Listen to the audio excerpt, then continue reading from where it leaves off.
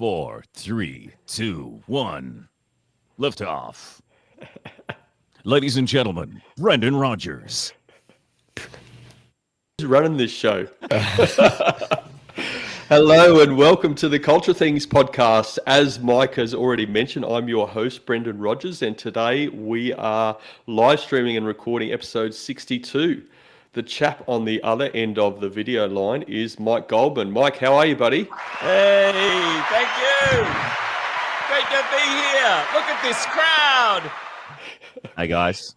Great to be here. Thank you so much for having me. I had no idea you had so many people in your street there behind you. I do. I always have a studio audience with me wherever I go. Mate, you're a thorough professional. Look, I'm really looking forward to this chat today. We're going to be talking about the culture of reality TV. You've had a fair bit of experience in that space. Oh, yes, so, I have. How about just to give our listeners and watchers a little bit of an understanding, if they don't already know you, on what you're about. So I'll give a little bit of a bio, if that's all right. You bio me up. Yes, awesome. Absolutely. Or correct any mistakes or talk them up if they can. Or a micography, as you call it on your website, right? Give me the micography. I've probably forgotten half of it. Well, I couldn't pick. There's so much in your micrography. I couldn't spew it all out, mate. It's just not possible. So look, Mike, trades master of none. Mike's well known as an Australian television personality. He's an actor, voiceover artist, and presenter. He's appeared on shows right across the free-to-air television circuit, as well as streaming services like Netflix and Amazon Prime. Mike is most widely known as the host of popular Australian reality TV show Big Brother. He is host of the weekly chat show On the Mic and the Big Bros show on the 7 Network. And as I said before, the focus of our conversation today is the culture of reality TV. Mike, an official welcome to the Culture Things podcast. Hello, thank you for welcoming me. It's great to be here. Pleasure having you, mate. Pleasure having you. And a fellow Brizzy boy as well. You're up there in Bulimba. Absolutely. Born and bred in beautiful Brisbane. This place has come along in such a big way. The Olympics are coming. The real estate prices are going through the roof. 40,000 people moved up from Melbourne or registered to move up from Melbourne in the last month alone. And, is that right? And why wouldn't they? You know, we've now got the best restaurants in Australia, the best weather by far, which is hence why, you know, Netflix and Amazon Prime and all these big international TV series are coming up here to shoot. It's the Hollywood of Australia, and it's just such an incredible place to live. Why wouldn't you move up here? Are you working for Tourism Queensland as well, mate? Yes, I am. That's correct.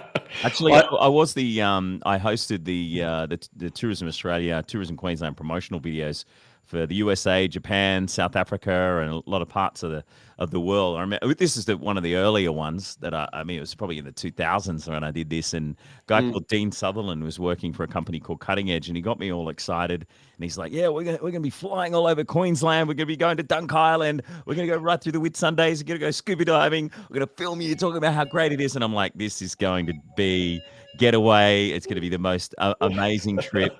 And anyway, the day before we were about to fly away and leave and shoot all of this amazing holiday, basically talking up Queensland, he goes, "Oh, it's a bit of cut in the budget. We're just going to shoot it at South Bank and put some old stock footage in of the islands." And I'm like, "Are you freaking kidding me?"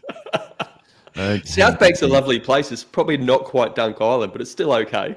Okay. Dunk Island's just been bought by a company that a friend of mine's a part of. And is that right? They're going to redevelop it as well. Some exciting things happening in there. Speaking of Dunk.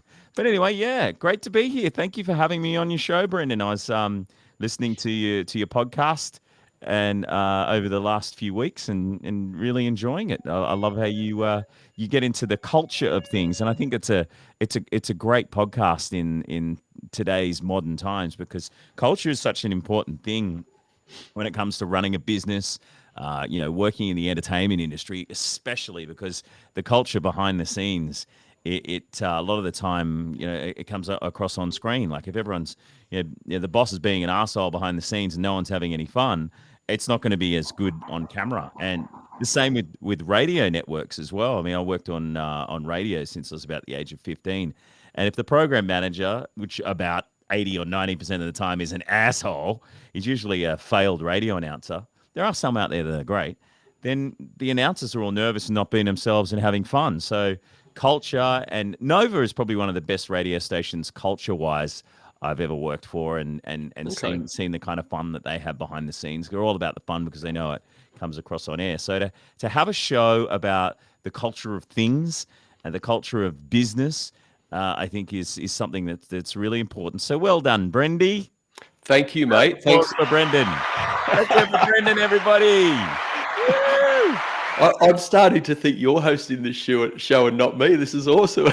Shall I just sit back and relax and you just keep chatting? Dude, it is your show, absolutely. But just for a moment, if we could take some time out for one of my sponsors, I would like to thank Smoke Yourself Thin Cigarettes. Are you looking to lose weight? No, sorry, mate.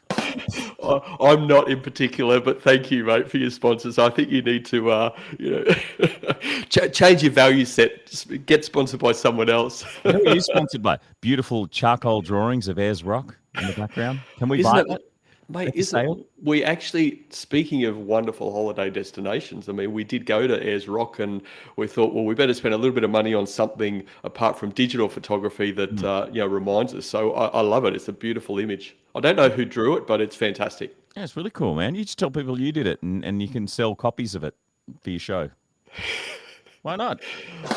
It'll become one of these. What do they call them? The transferable fund things or whatever that they're selling cars, the virtual cars at the moment.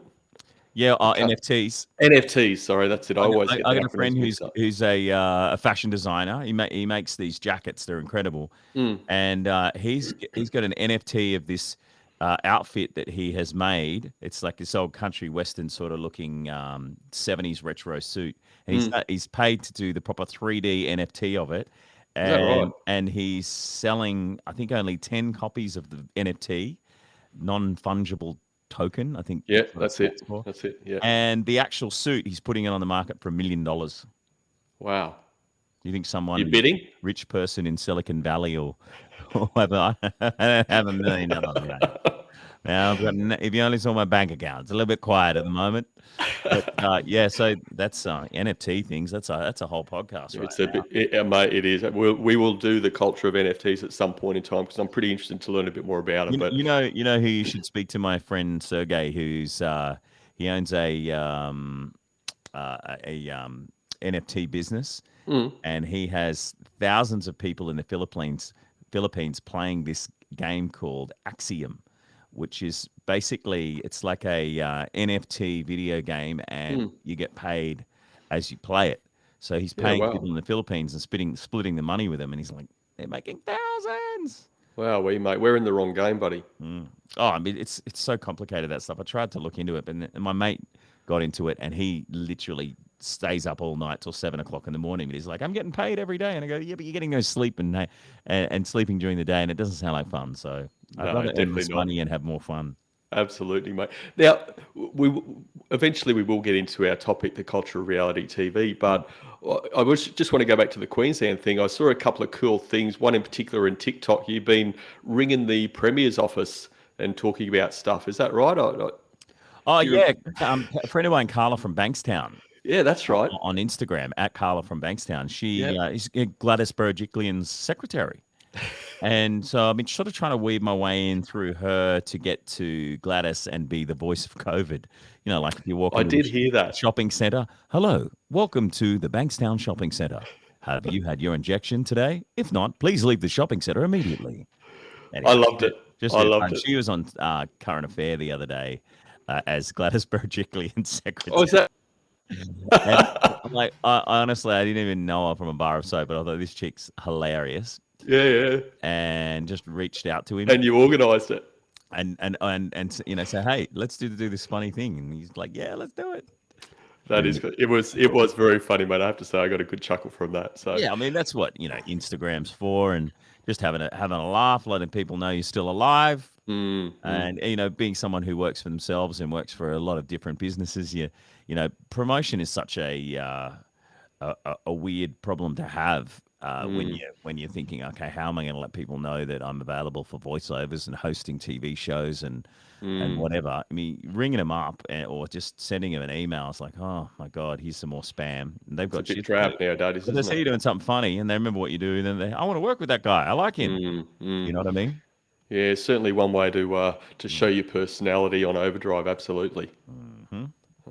So, mate, you've been around television and all of that sort of stuff for a long time. Your parents were both in TV. Like, what were your sort of earliest memories of, being involved in the game? Because you were pretty young, from what I understand. Was it around 12 or so?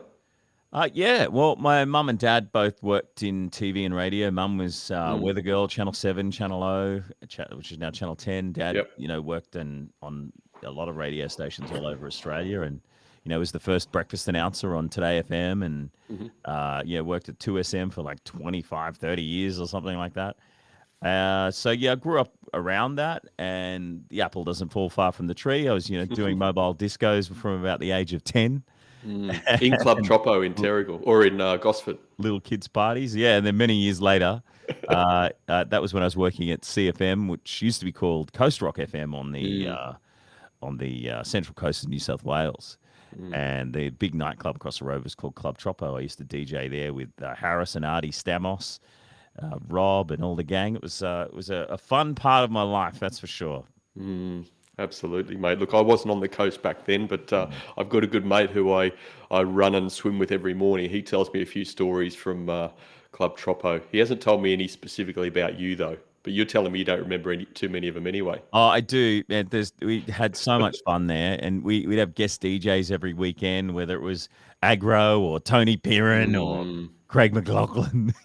All these random, late '90s celebrities, early mid '90s celebrities, and mm, people off Neighbours and Home and Away or whatever. mm, Yeah, it was good fun. But my main thing was radio back then, and mm, it was a good way to sort of promote your show and all that kind of thing. But mm, yeah, so I've grown up around the industry, and then that's sort of how I've fallen into it. And I mean, from the age of 10, I was doing voiceovers, and the first voiceover I did was, I think, for Commodore 64 computers. wow. Yeah, that's how old I am.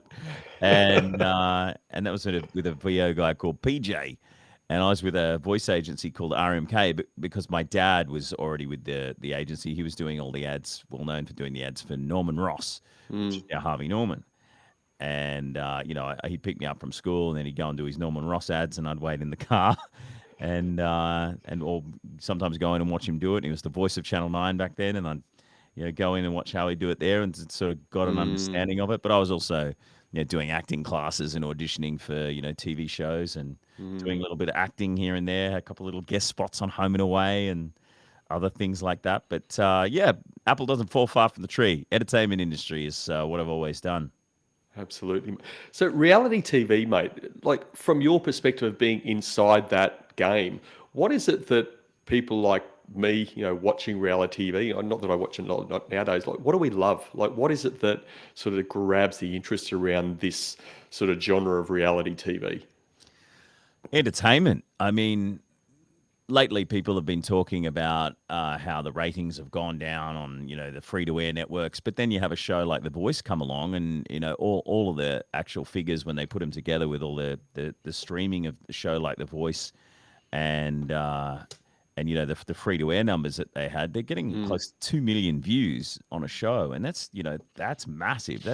mm, That's like 15 years ago when there were no streaming services or anything else to yeah. watch. That were those kind of numbers. So if you build something that's good enough, that's entertaining enough, that gets great exposure and publicity in the newspapers, magazines, online media, then that's a hit. But first and foremost, I want to say, I'm not a TV producer, and the brains of of running a reality TV show is the producer, and that's a different beast. And I've been lucky enough to work with some of the greatest TV producers in Australia. I mean, just off the top of my head, Alex Mavrodakis, who makes shows like I'm a Celebrity, Get Me Out of Here. He was the executive producer of Big Brother and Love Island. Marion Farrelly, who's also an executive producer of Big Brother at one stage, and ran the Big Breakfast in the UK. Um, there's so many that I've worked with that I've learned a lot from, Mm, about the behind the scenes of how those kinds of shows work, and I've been probably to a certain extent, yeah, a producer as well when I come up with ideas and some good, some not so good, that have worked really well. And so yeah, it's all about the vibe and the culture in the background, and those guys are driving it, as well as the the heads of production and executive producers. So what you use that technical term "great," mate, about some of these names you've mentioned. What I don't mean from a technical perspective, what makes them great. I mean, obviously they're very, very competent at the technical side of their role, but what Mm. makes them great and great leaders of those sort of environments for you and what you saw? I think turning a shit situation into a good one, turning a negative into a positive. Like if something bad happened on a reality TV show, a lot of other producers who haven't worked on reality TV before would be like, "Oh, what are we going to do? Whose fault is this?" But Mm. certain people I've worked with, they're like, "What are we going to do? Oh no, we're going to ring the newspaper and tell them that this shit's gone down." And the next minute, the ratings are massive. So it's being able to turn a negative into a positive is a great way to run a TV network and TV show and make some noise. Mm. Like Big Brother, is obviously Big Brother globally was big and still big. Big Mm, Brother Australia was big and started in 2001. You were mm, part of that mm. starting point of the show and right through, I think, till about 2014 from memory. What was it about that show, do you think, that made it so successful, particularly in the early days? I think it was so different. There was nothing like it on the planet. It came out of nowhere. It was this massive show that's just going nuts in the UK, in Holland, and we only sort of started to hear about it in Australia. And then all of a sudden, it was coming to the Gold Coast, and I heard about it through some friends who worked at a TV production company in Brisbane called Cutting Edge, and they said you should try it with this show. And I remember the audio engineer. His name was Angus Gibbons, and he was working with some of the producers on the show. The producer, executive producer, I think his name was Peter Abbott. He was also the voice of Big Brother at the time. And I said, mate, if you put in a good word for me with this guy and like give me an audition, I'll buy you a Sony PlayStation 2. And he's like, okay, deal. And so I actually had to buy this guy a Sony PlayStation 2. That investment served you pretty well, I think, hasn't it? It absolutely did. And another guy called Michael Burton, who's one of the owners of one of the biggest production companies in Australia. He said, "Oh, mate, good luck with the audition." And I said, "Hey, when I go in the studio, can you walk through the other side of the glass and go, oh wow, that guy sounds like an Australian version of the UK version of Big Brother," because I knew that's what they were looking for. And he Mm. did that, and I'm like, "Yeah, high five, thanks, dude, got the gig." But yeah, 2001, and it was like nothing anyone had ever seen on TV, and there was so much hype about it when as soon as it hit the air, and people are just being filmed walking around a house, and my narration saying it's 4 p.m. in the Big Brother house. The housemates are called to the lounge room, and they're being given, the food that they've got for the week, and told that they're going to lose money from the prize money if they do anything wrong. And I had people messaging me going, "What is this shit?" It's like we're just watching people in a house. This is not going to rate. And then it was the biggest show in Australian TV history. And 20 years later, it's a very different show now because they film Mm. it 7 months earlier, and they put music to it and all that kind of stuff. And Mm. and it's very very produced. But it was like nothing on TV back then. And I really miss the live element that it brought to the Australian TV landscape, because you never knew what was going to happen. Anything could happen. Mm. Bloke could walk out on stage with tape over his mouth and decide not to talk. Some the stage That could did catch happen. fire, and yeah, the stage had caught fire one night, and lights are falling down from the roof, and all sorts of crazy shit would happen on that show. But now it's not so much like the live, sporting event that it used to be. It's more. I'm not taking anything away from how great it is, because it's rating really well, and the people who work on it that I know are excellent producers. But yeah, it's a very very different show to what it used to be. Mm. Michael, I have to tell you just a short story about 2001. Big Brother comes out. Myself and my wife, who were young parents at the time, got Mm, engrossed in the show. mm. And I was playing a lot of football down at Wynnum at the time for Wynnum Football Club. And I got a speeding ticket on my way home from training because I was racing home to watch Big Brother. Uh, Pretty sad, right? Now, I've got speeding tickets and lost my license racing to Big Brother to do a live TV show because I was going to be late and there wasn't going to be a host. It's probably the Mate, same day. you sh I mean, the interactions we've had, you sound like the sort of guy that has everything planned to the T, and you work off checklists and stuff. Surely that's you, Ah, isn't man, it? I wing it. I wing it. And you know what? I feel like sometimes I'm better because my natural instincts come out when I'm on the spot, and it looks more real. Especially Absolutely. nowadays, there's so much stuff for people to watch. There's so many streaming services. I get bored sitting there flicking through Netflix now, thinking, is this going to be any good? Is this worth my time? Because it's so predictable. Like, why don't any of the streaming services? I mean, Stan, I think, has some live sporting stuff. What Mm, about some live game shows or some live sort of chat shows? Or mm. why is it these streaming services have got so much money?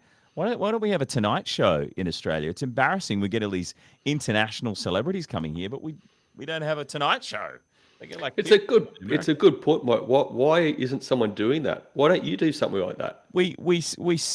Have these international celebrities coming out and they go, okay, let's do some promotion, and they send them to the freaking project, or they do a spot on the news. It's like, come on, man, we're not a little country town. Let's fork out some cash and do a Tonight Show. I'd host it. God damn it, I'd love it. Mate, you're leading me into something. Aren't you doing a game show on a streaming service?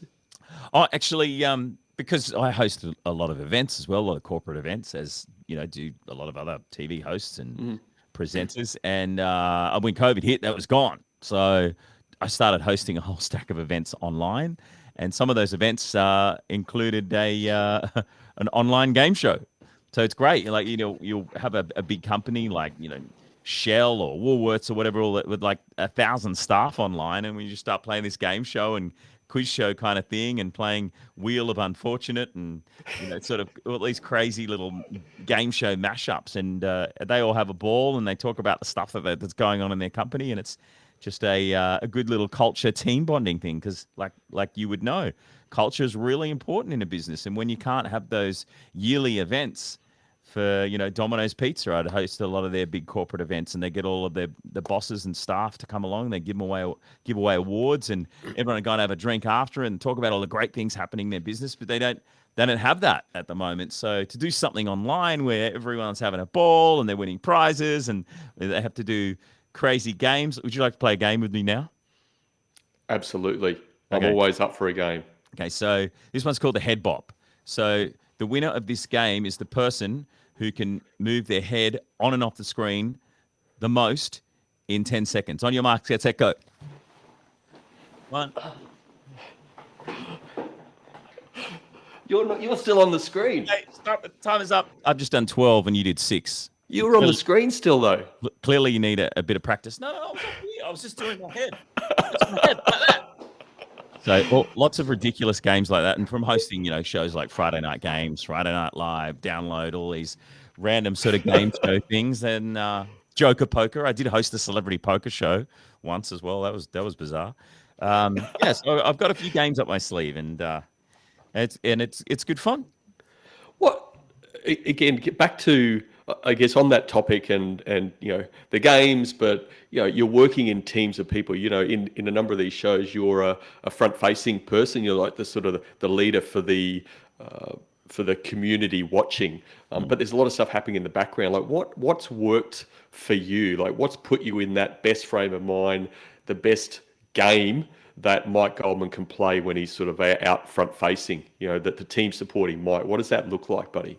The best, like if I'm hosting one of those online game shows, what's the best game? Well, anything that you've done, we've spoken before about, you've been involved in shows that the culture's not quite where you'd like it to be, and you're a part of that, and things have worked for you or haven't worked for you. So I just want to pick your brain about what you've seen that works for you. You've been part of many teams.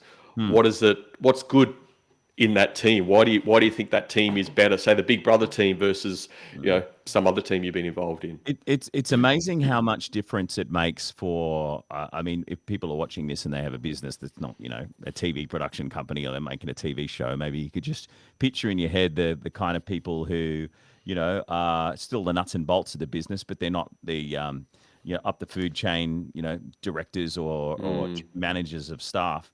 That it's the people down below who, if they're excited and they're having fun and enjoying themselves, just tiny little things to make them have a better day and love their job and get excited about their job, it makes such a difference to a business or a TV show overall. I mean, and it can be something as small as like, hey, it's Jimmy's birthday. Someone goes down and buys a $50 cake and everyone sings happy birthday, eat some cake, and they go back to work with a bit of a sugar rush. Or it can be all of a sudden some celebrity comes in and plays a random game show with them on Zoom, and they think that's the most. Did that just happen? That was the most ridiculous thing ever, and they'll tell their friends and family about it later on that night at the pub or whatever. We're going to have 10 seconds of quiet audio on the audio release of this.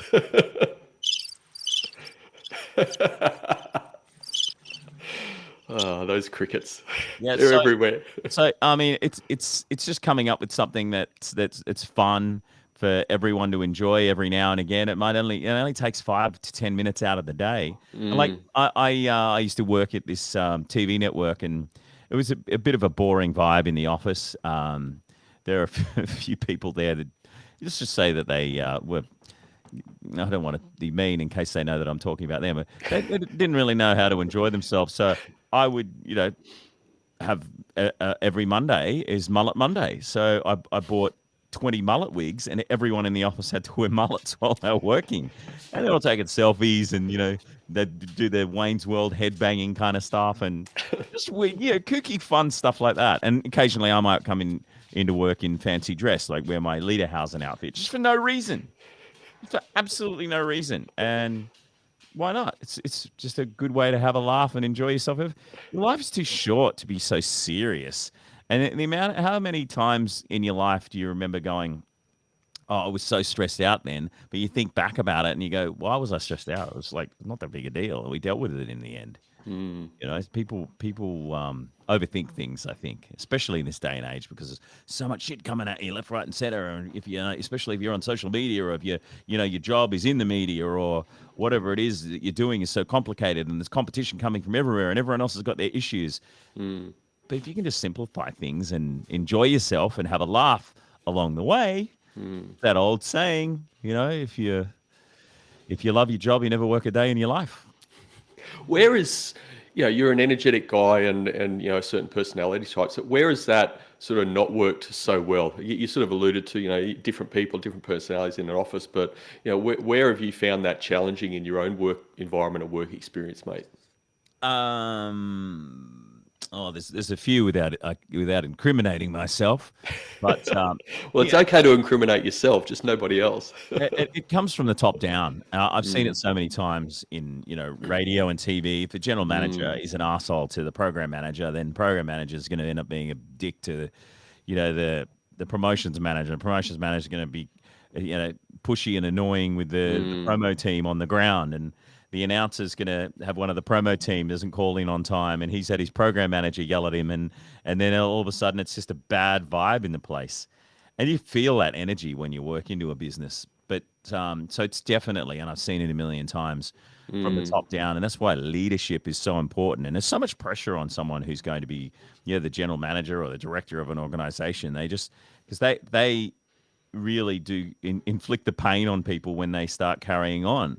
And other times that I'm choosing my words very carefully because I don't want to mention anyone, but like I've worked with some of the biggest narcissistic, pain in the ass, bipolar freaks you could ever imagine, and to the point where people who work there had to go and see a shrink, myself included, because of the random bullshit that we had to deal with.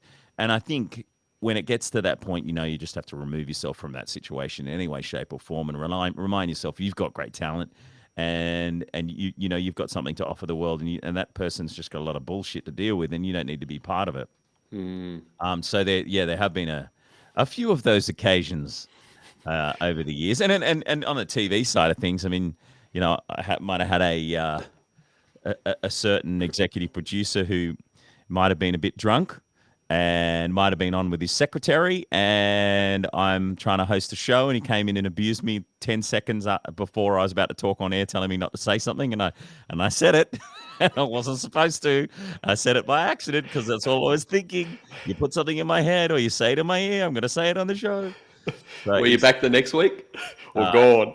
yeah, I was. I think probably because I had too much dirt on that guy. Mate, just talking about that experience, I guess, narcissists, assholes, whatever you want to call them, and there's certain behaviors attached to that. Did you see evidence of those poor behaviors not only flowing through the team, but flow through to the ratings? So whatever performance was happening, but then, people can't be at their best Yeah. in that environment. Did you ever see that and the impact it had? Absolutely. I mean, you can see it with the breakfast show. If two of the people on the breakfast show get along really well, and there's one other person who's got a problem with everything, then it's not gonna work. You know what I mean? And everyone knows it in the station, and everyone will be like talking about, oh God, what are we going to get rid of that person? And it's just not a good vibe. And with TV shows as well, if it's everyone's not excited and there's not a good energy around a show, then what do? Hold on a minute. Oh, hello. She's trying not to be seen. My wife showed up with a burger. Is Oh, that that'd be lovely. was it Bianca? Bianca, yeah, come in. Bianca, come in, say good day. Oh, look what she's made me. She's made me a burger. Oh my goodness gracious me. So Bianca has Lovely to meet you, Bianca. Bianca's got her own show. You'd think it'd be a cooking show. That burger looks Oh, I amazing. think that looks fantastic. Really good. She's got her own show on TikTok called Katrina, the Real Wog Wife of Brisbane. Katrina, would you like to say something? No, she wouldn't. So she's going to be doing a stage show very soon. Not prepared. Thanks for my burger. Oh my God, that's amazing. So your wife is in the entertainment industry as well? Yeah, she's an actor, TV presenter, and comedian. Yeah. And Katrina, because she's half Greek, and her character. Katrina, I did see that on TikTok and Instagram, mate. Yeah, so it's mainly her going, my husband, oh, he's so stupid. Just basically shit that happens with me every day that she just talks about me and how bad I am. But well, you're a bit of a team, right? I mean, there's some pretty healthy banter and a good dynamic there, I think, from what I've seen through social media. Yeah, I mean, I've never been with someone who works in the entertainment industry before as an actor, TV host, presenter, voiceover person like me. And it's funny how well it works because we both understand each other, and if we're going to an event or we're talking to people who are in the industry, and we're sharing information and learning stuff about what's going on in the industry and helping brainstorm different ideas and helping each other when you have the ups and downs, because it's a really tough industry to be in. I mean, sometimes you're flat out, and sometimes it's really quiet, and you think, oh God, am I doing the right thing? Should I be doing another job? And someone else there to give you that moral support to say, yep, go and get a job as a checkout chick at Coles. No, be the person that says, the next thing's coming. Just keep soldiering on. Keep doing your funny stuff online. Keep, calling your agent. Call your old clients. So. In my line of work, it's great to have someone as my wing girl that's always pumping me up and saying, "Hey, that was really good. That was really bad. That's not good for your brand. Maybe I wouldn't be doing those nude shots online, or whatever it is." It's destructive for you, mate. And when are you guys? Have you been able to set a new date for the wedding? Yeah, well, we were supposed to get married in Greece last year. We saved up for years to do that, and then obviously COVID hit. We were going to be moving to the States after that as well because Bianca had her green card. Okay. And I was going to get mine because we were married, and we had a few job opportunities over there. Nice. And so COVID hit, and obviously couldn't get married in Greece, so we stayed here and planned to get married a couple of months ago, but the border's shut, and I got friends and family in New South Wales that couldn't make it, so let's postpone it again. Anyway, one of many, mate. A bummer. What do you do? So we'll just wait until the next Delta strain comes on. How many strains are we gonna have? I've got no idea, mate. But I think we just need to learn to live with it, as they say. Vaccine passports. You've all had the vaccine for the Delta strain. Oh, there's a new section on the passport here for the next strain, and then another one for the next strain, and Everyone's in lockdown that I week. thought about asking you today, actually, as part of the start of the interview, whether I should ask you if you've been double vaxxed, and if you're not, maybe I shouldn't interview you. Oh no, I had the AstraZeneca, So, and I think it's 21. Is it 21 days until you between shots for AstraZeneca?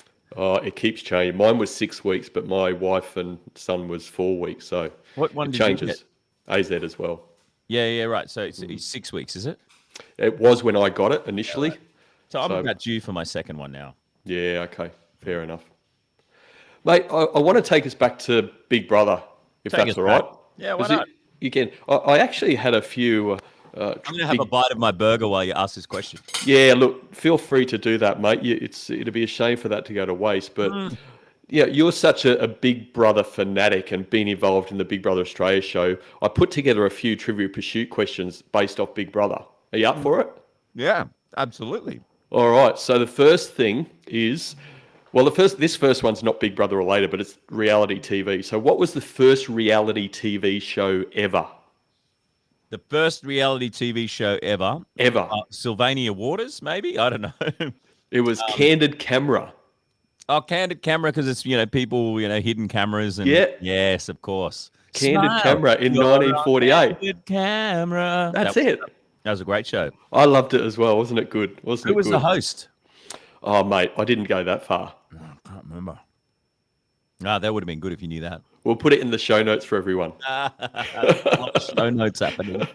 Now, I'm sure you know this one because you actually mentioned it a little bit earlier, but Big Brother was readapted from a show from which country?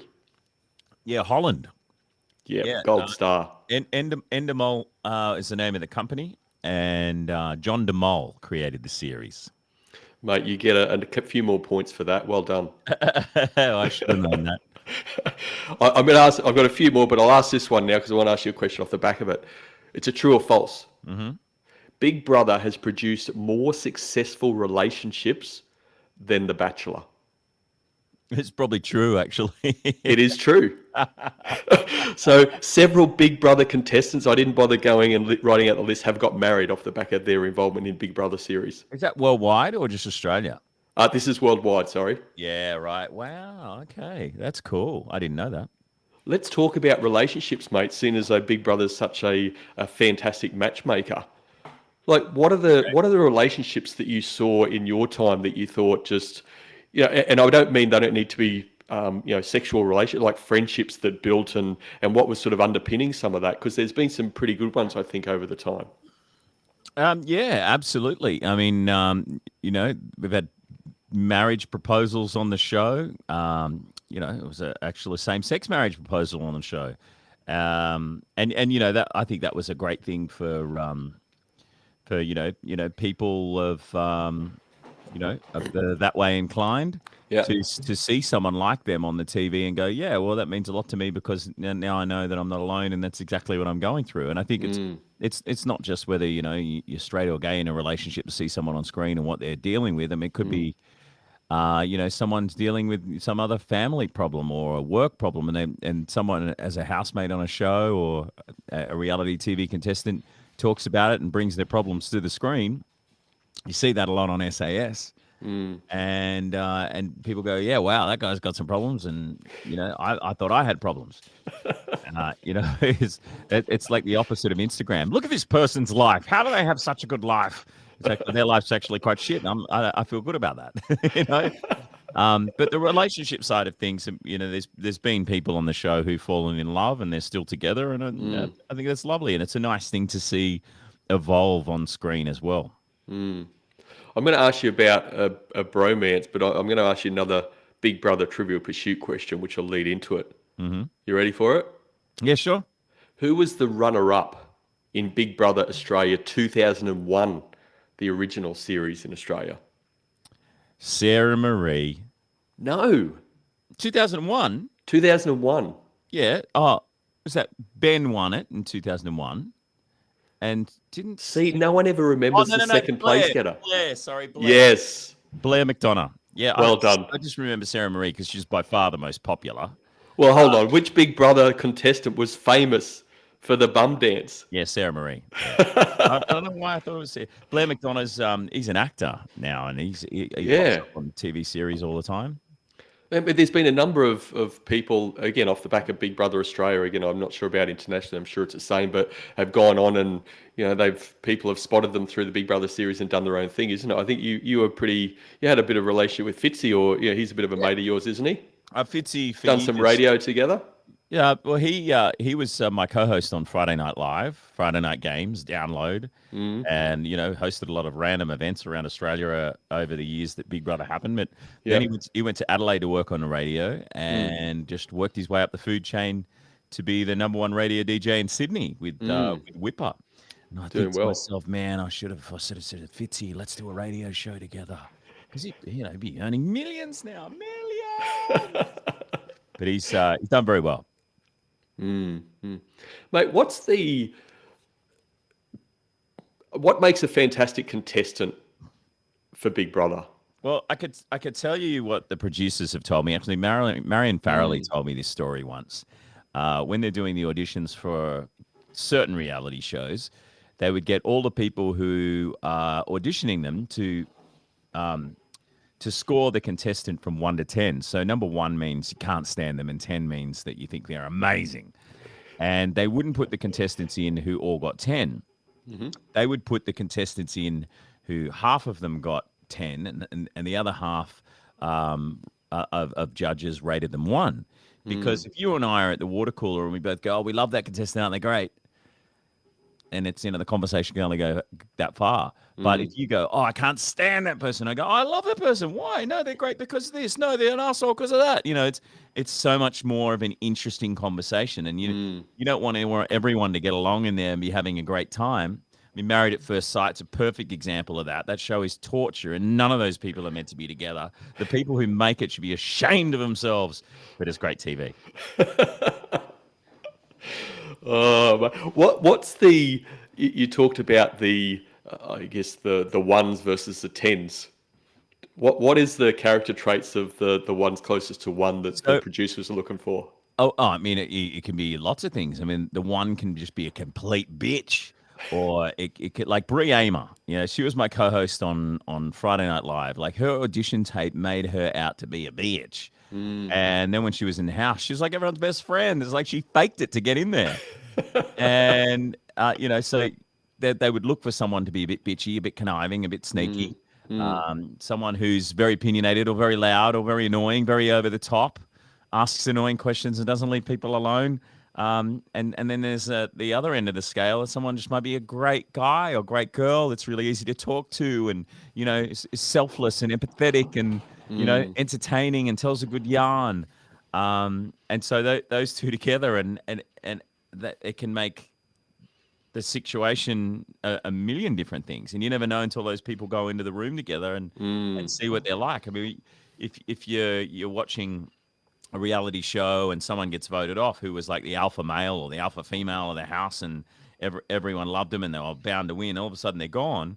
Someone else steps up, personalities change, people all of a sudden gets a little bit louder, and that could be the culture of a workplace as well. If all of a sudden that guy's the big mouth cracking all the jokes, and everyone's sort of a little bit quieter when he's around, if all of a sudden that person's gone, then other people could be themselves a little bit more, and it could be a better atmosphere in a workplace. Was that Angela's role? Angela.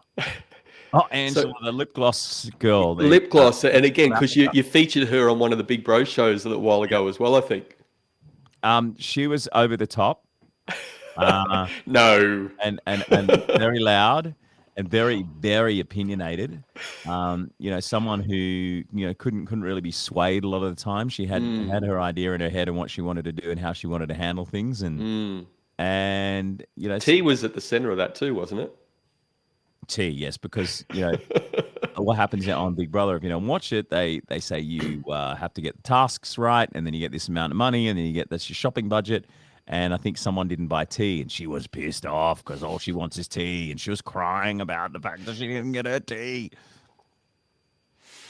Oh, I guess from that, like the interesting thing for me, and again, I didn't watch that series. I said we really only watched the 2001 series, but going back to a point you made before, the draw in and actually just hearing bits or even reading stuff she was voted out at some point, Angela. But Then she was put into I don't know if this sort of happened with Mm. Big Brother generally at other series, but she was then put into a room and brought back. It was almost like, to me, it felt like she was too good from an audience view to be evicted out. So they came up with a way to put her back in. Oh, the producers Is that right? always do that. I mean, Yeah. Okay. if it's Big Brother or any reality show, they've all chosen this person to go in to do a certain thing in the house. Mm, And if they sit there and they don't talk to anyone, they don't engage in anyone, they're like, oh God, how can we get this person out? mm, And then all of a sudden, if the person who is a pain in the ass, getting on everyone's nerves, but so funny and entertaining for everyone else to watch these people be annoyed by that person, then the producers will obviously go, well, this is our person that gets the free pass. This is our person that goes to the secret room. So mm, it was a fake mm. eviction, which pisses off a lot of other people who are on the show as well because they're like, I thought I was going to win, and Uh, it's the entertainment of it. That you're watching mm, people who thought that they had made it. All of a sudden, it's like, no, rugs pulled out from under your feet. Sorry, guys. mm.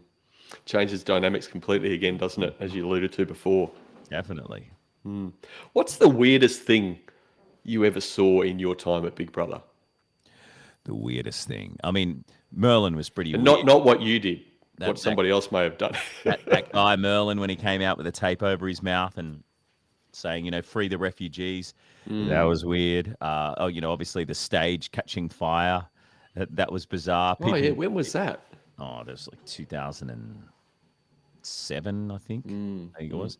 Um, and like people running onto the stage and hijacking the show, and we had to put like this barbed wire fence around the stage in case mm. people ran onto the stage and put like a row of security there every show so no one Yeah, could run onto the stage because it's a live show. yeah, I mean, yeah. I secretly would love it if someone would run on the stage in a live show because I was doing crowd warm up for a lot of those shows, and also Yeah. speaking to the people in the audience when Gretel or Sonia Kruger would cross to me, and it's just like that chaos that people are Mm, sitting at home in their lounge room going, holy shit, what's happening here? What am I going to watch?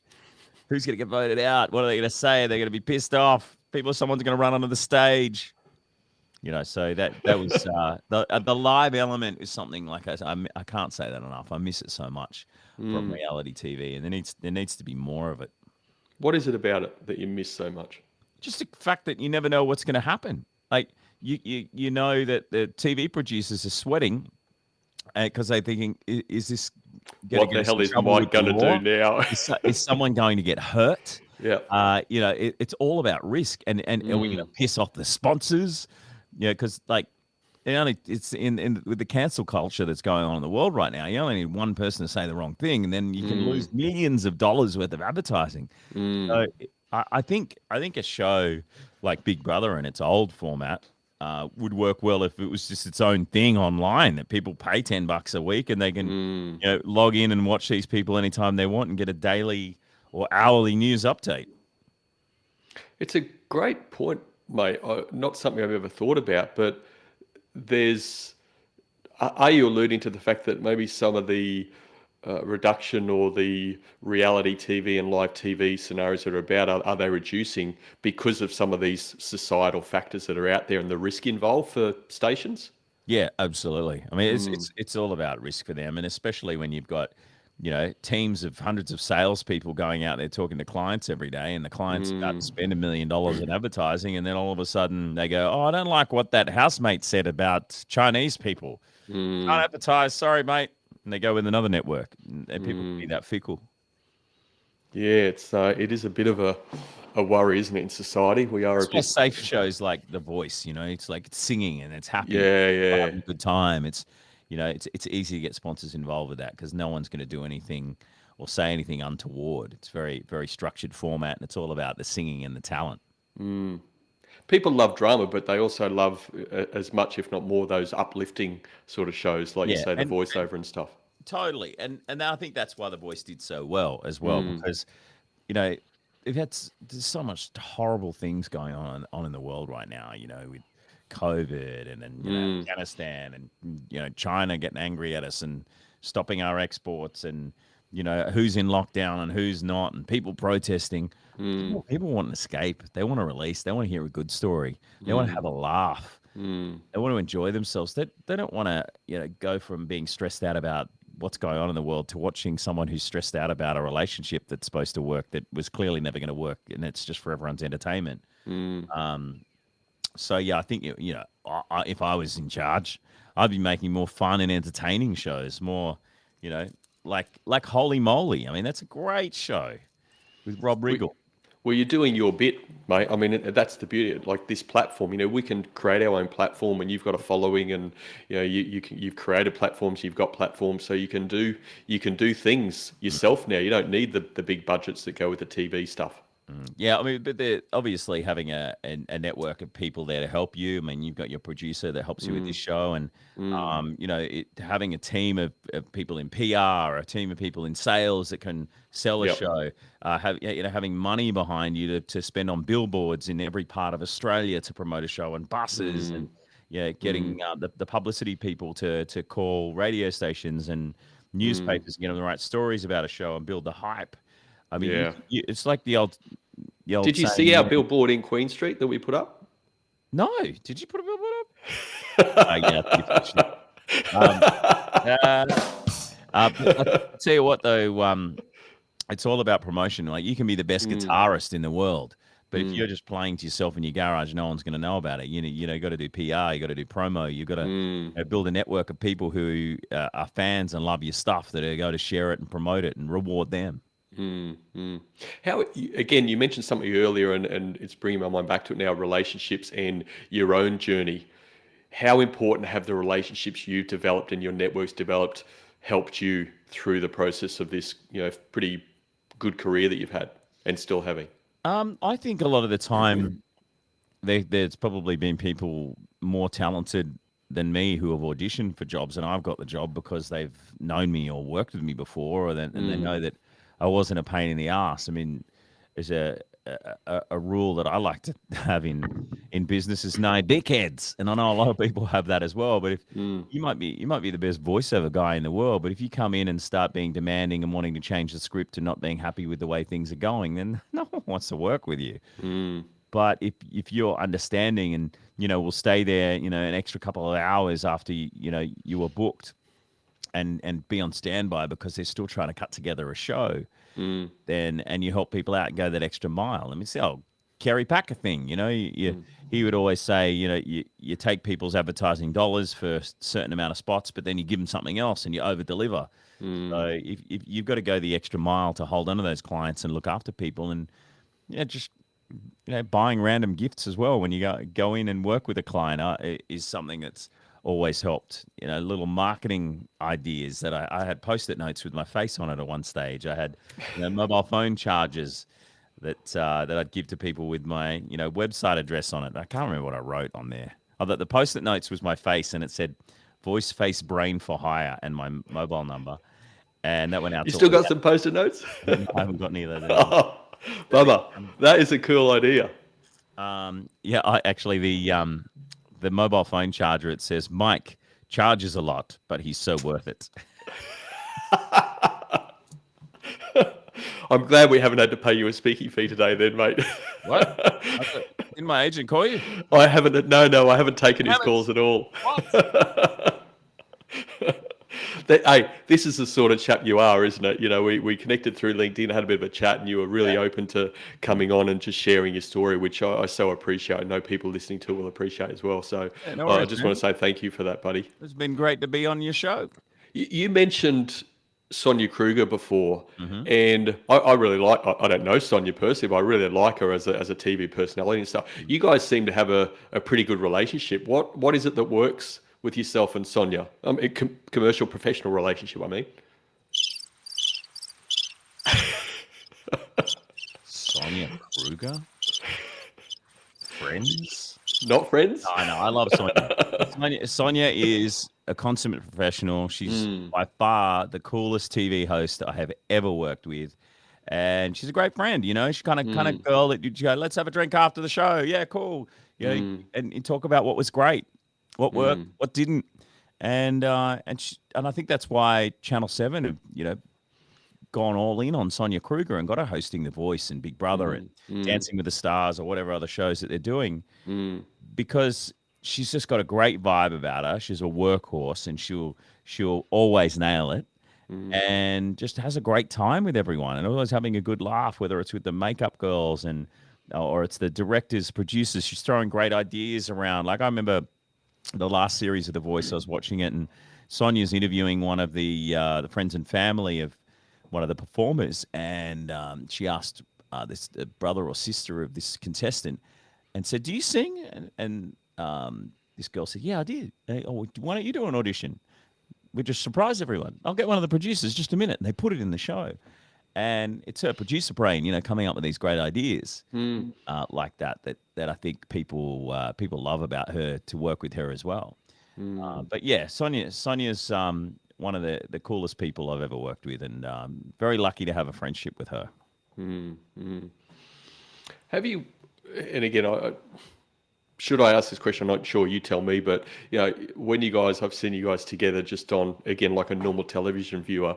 But when have you sort of hosted with someone when it's been, I guess, not the best relation? I don't mean toxic, but maybe the dynamics not being as solid, and why Oh not? my God. I remember I did this. I filled in on radio once over. I won't say where because people are. But there was this girl who I had to fill in as the host and the co-host. It was like her. She'd only been on radio for a couple of years, but she was very structured and she'd written out everything that she was going to say. And along came someone who's been in radio and TV my whole life. Okay, Yep. and I would know. Okay, we're going to come out of the song. We're going to talk about this, and then we're going to say this is coming up, and we're going to go to the next song. And she'd go, but what are you going to say here and what are you going to say there? And I'm like, I'm not going to tell you that. I want to get your actual reaction. And this girl actually had a panic attack and they had to call an ambulance because she didn't know what I Oh was going to wow. say. She was freaking out so much, the poor thing. Not cut out for the industry.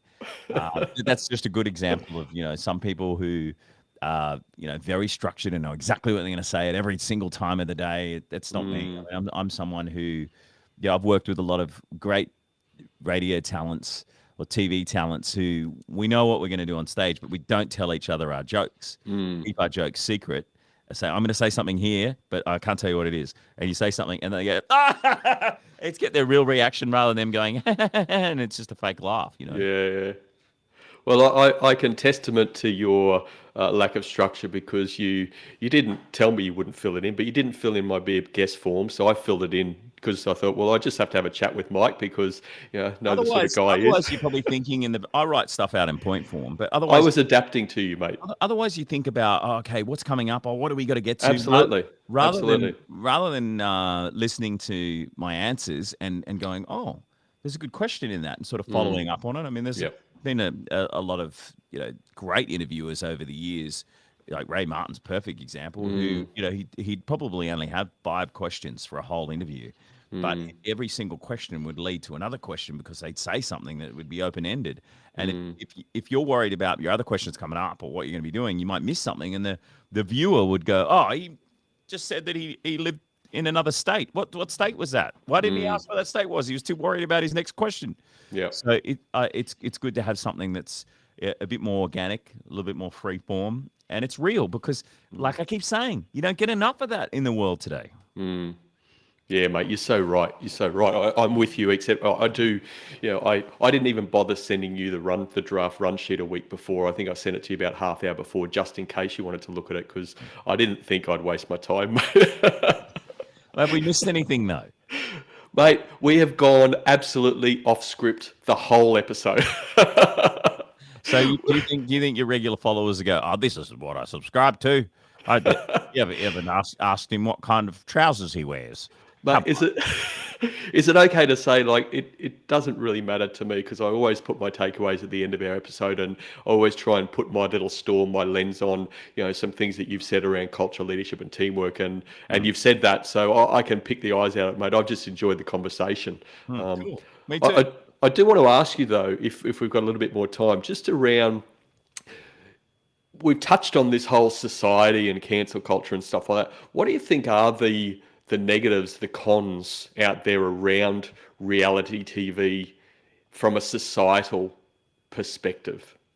Deep question. I know what you're getting at, and the cancel culture thing, I think, is losing speed. I don't think it's such a big thing as it used to be, and I think people are taking less notice of it. Mm. And I think a lot of TV presenters, radio announcers, people in the media just sort of see it as water off a duck's back, and it's just someone who doesn't like you anyway. It's trying to make things bad for you and turning it around and using it as good publicity. Mm. Because if you do something wrong, just say I'm sorry and move on. I don't think that people can cancel you and your career's over from then forward. I've done and said a lot of things that I regret on TV and radio over the years. Nothing super bad, Mm. but if I did say something to offend someone, upset them, humbly apologize and cool. Next, can I keep doing my job now? Mm. I think the whole Me Too thing is sort of it was a real sort of centerpiece for cancel culture as well. And unfortunately, a lot of people have used it improperly, and it's really taken the wind out of the sails of people who actually do want to stand up, who did have something bad happen to them. And it's also when someone does something really bad. Now, cancel culture has canceled someone for having a bumper sticker on their car and made them lose their job, or something so minute. When someone actually does something bad, it takes away the steals the thunder of the publicity that they should get around that. I mean, you want to cancel bloody Joe Biden for bombing a family in Afghanistan in a car when they were picking up water to take it to a school. I mean, that's something you should be canceling. Not just someone because on their YouTube channel they said a joke that you didn't agree with, and it's killing comedy in a lot of ways as well, because especially in the big TV networks and radio networks, because they're so worried about what you're going to say and if you might offend someone. But that's why people who don't mind offending people a little bit. One guy comes to mind, Isaac Butterfield. I don't know if you've seen him. Calls himself the Buttsman. You heard of him? I heard of him, but I haven't watched any of his stuff. So he picks on vegans, he picks on cyclists. He has fucking bumper stickers that say "fuck cyclists," and he sells thousands of them. And people go, "Yeah, I hate cyclists too. Yeah, bloody vegans, shut up." Because it's people are just sticking with their own kind and having a good laugh, and sometimes they're picking on the people that they get annoyed with, who are trying to cancel them. And now it's like, you can't cancel me. I've got 5 million followers on YouTube. I don't give a shit what you say. Thank you. See ya. Yeah, it's a strange old world, mate. How about I ask you this question? So if Mike Goldman was the Prime Minister of Australia, mate, what's the big issue that you want to solve? Oh, God, that's a tough question. The big issue I would solve is change the whole government. Get rid of this Westminster system that we've had since the 1700s, that was invented in, I think, the 1500s or probably earlier. That just doesn't make sense. These two political parties that are getting funded by organizations to push their agenda, and then trying to butter up the country by saying all these great things they're going to do for us, when really they have all these other hidden agendas. I think if I was Prime Minister, this is what I would do. I would cancel lobbyists, people who are working for big pharmaceutical companies, big oil companies, mining companies. They're paying millions of dollars to Liberal and Labor, the Nationals, whoever. And of course, those politicians are going to push those people's agenda because it helps them get the money so they can advertise and push, themselves as a personality that people will, because it's a personality competition, push themselves to be the Prime Minister or the local member or whatever it is. So then we need to cancel that. And I would give every single person in Australia $100, and you can give that $100 to whatever person you want to run, your local member or whatever it is. And that's all they're allowed to use for their promotional campaign, not the millions of dollars to push other agendas. Is that a ridiculous answer? No, Mike, it's actually created some other ideas. I'm just starting to think Mike Goldman hosting the sort of Australian Parliament reality TV show. Will people watch that? I don't know what would be worse, Big Brother Up Late or the Australian Parliament. So whenever Scott Morrison gets up to speak and go, okay, ScoMo's up to talk right now, so let's play a letter shuffle. Can you rearrange these letters to make a word and win a prize? Oh wait, ScoMo sat down. Let's go back down and see what Pauline Hanson's saying. Mate, what if it ever came about? I'm sure you would make it super fun. It might get a bit more engagement back in the community around politics and decisions and people being there for the right reasons. Who knows? Yeah, the amount of times that they'd show it on the ABC and especially the Senate, and there's like one person getting up and talking and screaming across the other side of the of Parliament, and there's no one sitting in there. Like, where the fuck are these people? Aren't they supposed to be there when they're having a debate, or aren't they supposed to be both sides of the party? There's just like one person getting up to talk on the ABC and to the what do you call it, Mister Is that what? Speaker? Hold on. Is that what acting classes look like though? Yeah, pretty much. It's the same thing. Oh, mate. Look, I know I need to be respectful of your time. You've got a few things. Actually, tell us a bit about what you've got happening at the moment. There's a I've few just got this projects in burger. the pipeline. I just got this burger that I want to eat. That's all. I have to heat it up. It's gone cold.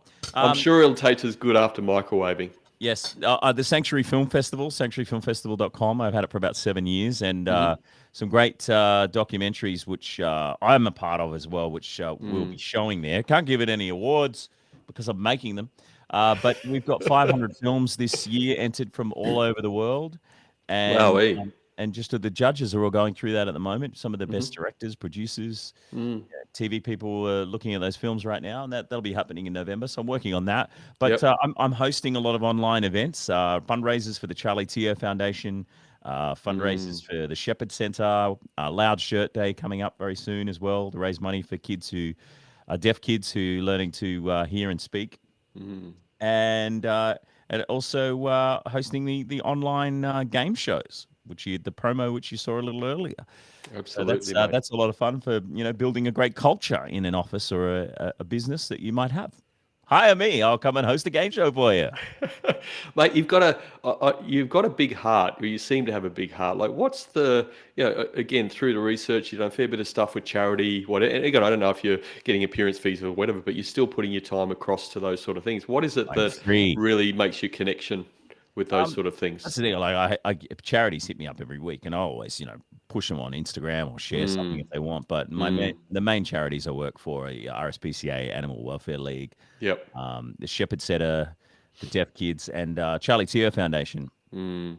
He's a brain surgeon, and I work for all of them for free. I host their events. I help them come up with ideas for promotion, and get products that they might want to auction off at those events that I host.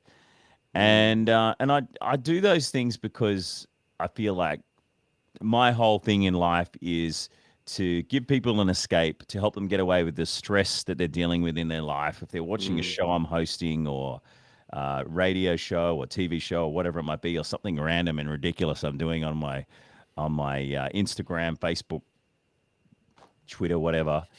But also fits in with, helping people who are less fortunate, whether they're going, kids with cancer is terrible. I mean, and also, working for different hospitals, like also the Children's Hospital Sydney. I host some online events for them, and because they've done some great things for me and my family as well. Helped my little sister when she was born prematurely, and my little nephew Heath, who's born with cystic fibrosis. They do some great work. So it's seeing that kind of work, and being a part of helping these charities, and actually seeing the money used for something good to save lives and help people's lives is you can't buy that feeling that it gives you. And I highly recommend it to anyone out there. If you get an hour out of your day to help a homeless organization like Rosie's that I've done a bit of work for in the past here in Brisbane, just do it, because it makes the world a better place. Yeah, well done, mate. Well said. Second that, definitely. Mate, let's start to wrap this up. And you are a leader in your field. You can't not be spending that amount of time in this space that you're in, reality TV, entertainment industry. What's this one thing that has had the greatest impact on your own journey? The one thing that has had the greatest impact on my journey, well, we talked about it earlier. My parents, obviously, being there to support me and let me do exactly what I want to do, and follow in their footsteps, so to speak. But over the years, the one thing that has had an impact on my journey is relationships, because if you get along with people, you become friends with people you work with, it makes your life so much easier. And enjoying working with people because they're friends, it makes it fun, and if you're enjoying your job, you never work a day in your life, and people always look out for you. They'll always pick up the phone and talk to you. If you don't sweat the small stuff, enjoy yourself, and build the relationships with those people, and go out of your way for them, and sort of understand where they're coming from, rather than being so one-sided. So it's not. I would say it's any one particular thing. But I guess if you wanted to narrow it down to one thing, I'd just say giving back in some way, shape, or form, whether it's through empathy and entertainment and cracking jokes, or buying someone a birthday card on their birthday, and making them smile in their day, putting a smile in their day. It's the little things that make the difference. Absolutely, mate. Well, you've certainly done that for me today, and I'm sure our listeners and watchers, you would have put a smile on their face as well, mate. So, look, I want to say a massive thank you to you. I really appreciate you and the time you've given to our show today. It's been fun. You're a fun dude, great guy to have around. Actually, absolutely would be fantastic in so many workplaces, mate. Bring a bit of fun back to leadership and a bit of true, authentic self. A bit of humour solves a lot of stuff. Don't take ourselves so seriously, mate. Thank you again, mate. Appreciate your time. Thanks for being a guest on the Culture of Things podcast. I love the Culture of Things podcast. Thank you for having me. Good on you, Brendy. See you soon. Pleasure, buddy. Bye. Is that good?